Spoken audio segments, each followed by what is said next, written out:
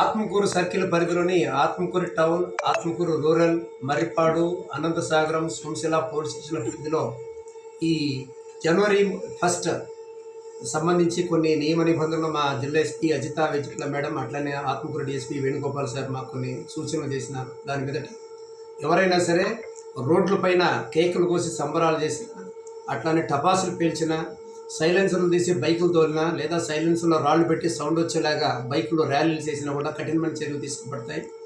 అదేవిధంగా తాగి ఈ వీధుల్లో తిరిగి పబ్లిక్ న్యూసెన్స్ చేసినా కూడా ఒప్పుకునే పరిస్థితి లేదు. కాబట్టి ప్రజలందరూ కూడా వారు సంతోషంగా వారి సంతోషాన్ని వాళ్ళ ఫ్యామిలీ మెంబర్స్ తోటి, కుటుంబ సభ్యులతోటి వాళ్ళ ఇంట్లో గడపాలని ఆత్మకూరు పోలీస్ శాఖ తరఫున కోరుతున్నాము. దానికి భిన్నంగా రాత్రి 12 గంటల తర్వాత ఈలలు వేస్తూ, కేకలు వేస్తూ, బైకులు సౌండ్ చేస్తూ, అట్లానే తప్పదాగి పొరపాటున ఏమైనా నేరాలు జరిగితే కొత్త సంవత్సరంలో ప్రాణాలు పోగొట్టుకోవాల్సి వస్తుంది. కాబట్టి మీరందరూ కూడా పోలీసు వారి సూచనలు పాటించి క్షేమమైన ఆనందకరమైన నూతన సంవత్సర వేడుకలు జరుపుకోవాలని ఆత్మకూరు పోలీస్ శాఖ నుంచి తెలియజేస్తున్నాను.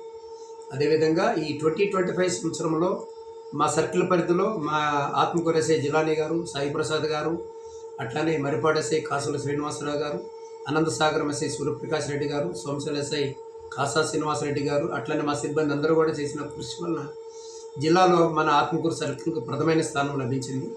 దీనిలో క్రైమ్ కంట్రోల్, జరిగిన దొంగతన నేరాలు అన్ని 300 పైన 70% అని మేము రికవరీ చేయగలిగాము. అదేవిధంగా రోడ్ యాక్సిడెంట్లు కూడా తగ్గించగలిగాము. దీనికి కారణం ఏంటంటే మన పబ్లిక్ పెద్దలందరూ సహాయంతో రోడ్లపైన ఎక్కడైతే బ్లాక్ స్పాట్స్ ఉన్నాయో వాటన్ని దగ్గర కూడా డ్రమ్ములు ఏర్పాటు చేశాము. మీరు గమనించి ఉంటారు.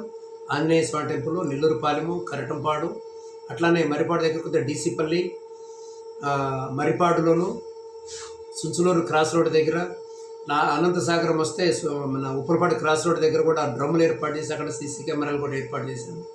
మొన్న కూడా అనంతసాగరంలో ఒక చిన్న పిల్లోడిని చాపరాలపాడు దగ్గర ఒక కారు గుద్దితే మన సీసీ కెమెరాల ద్వారా మనం పట్టుకోగలిగాం.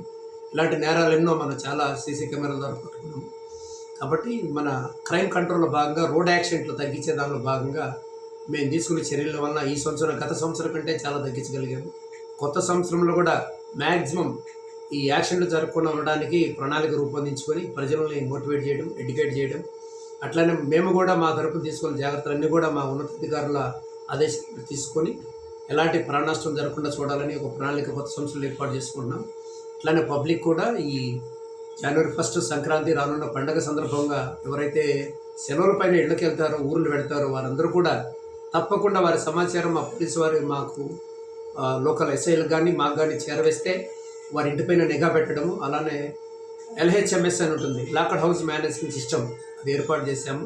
అక్కడ ఒక సీసీ కెమెరా పెట్టి మా మెయిన్ కంట్రోల్కి అనుసంధానం చేస్తాము. ఎవరన్నా కొత్త వ్యక్తులు వచ్చినా, దొంగలు పడినా కూడా మాకు సమాచారం వెంటనే వస్తుంది.